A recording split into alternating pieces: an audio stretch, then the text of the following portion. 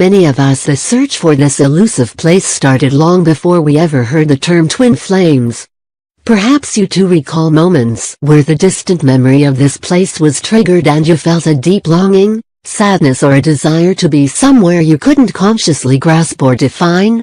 Perhaps like me, you too felt compelled to search for whatever it is that would fill that void and finally grant you inner peace. My search for home started when I was a very small child. Without knowing anything about reincarnation or even souls, I felt that for some reason I had ended up in the wrong place. This was not just about physical appearances. I was dark-eyed/haired in a country of blue-eyed and blonde-haired people. I felt just as out of place inside. I was fascinated with other cultures and languages, particularly North Africa and the Arabic culture, incidentally, where my twin grew up. From the age of about 7, I became aware of the presence of another being within my energetic space. In my dreams he would become a real person and we would sit on top of sand dunes at moonlight looking down on sleepy towns, sharing our hopes and aspirations. Our togetherness, albeit imaginary, became the foundation of many of my childhood games, drawings and stories about eternal lovers hidden behind the veil of illusion, overcoming obstacles to finally be together. My experience is by no means unusual. Many of us maintain a real, living connection to our twin flame years before meeting them. After all, twin flames share the ability to reach out to each other through the boundaries of time and space, and many are able to pick up on things, such as their twin's name, or perhaps where they live. Later in life, some find themselves guided to travel or even to move to a different state, country or continent in order to cross paths with their twin flame.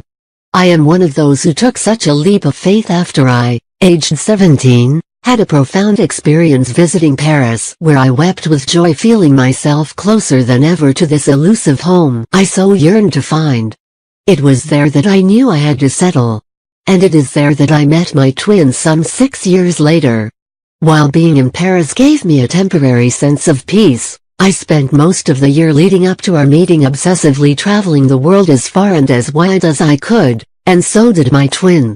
The sense of imminent arrival of this something I had searched for, this something I had wanted so long, made me feel restless to the core, until one day, boom, there he was. Home. I knew there and then that it was him that I had been searching for all my life. My life was complete. I was complete. Needless to say, all my feelings of not belonging that had plagued me since my earliest childhood simply vanished with the realization that this person, this one person, existed and by some miracle not only saw me fully but also loved and accepted what he saw 100%. Images 8YKDCSF. Was it a coincidence that we met? Absolutely not. The thing about the journey home is, you never just happen upon it. You have been on this path long before you ever awakened, long before you ever heard the term twin flames. In fact, the yearning for home is deeply ingrained within us, and being with our twin satisfies only part of this hunger through the sense of physical, emotional and spiritual nourishment that only they can provide. Our twin feels like home to us because they help awaken the memory of the vibration and energy that we held whilst in our original state back home.